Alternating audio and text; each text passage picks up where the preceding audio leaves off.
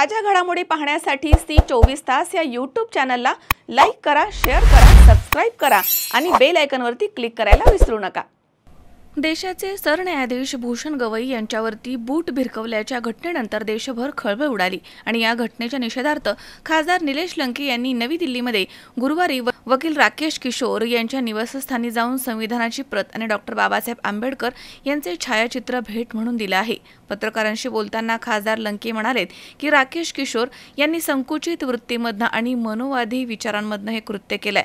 त्यांना विसर पडला आहे की आपण या संविधानामुळे आपला परिवार अनेक वर्षांपासून चालवत आहोत, त्यामुळे या कृत्याचा निषेध व्यक्त करण्यासाठी मी त्यांच्या निवासस्थानी आलो होतो। खासदार लंके पुढे म्हणालेत की डॉक्टर बाबासाहेब आंबेडकरांनी संविधान निर्माण केलं, त्याचं संरक्षण करणं सरन्यायाधीश भूषण गवई यांचं काम आहे।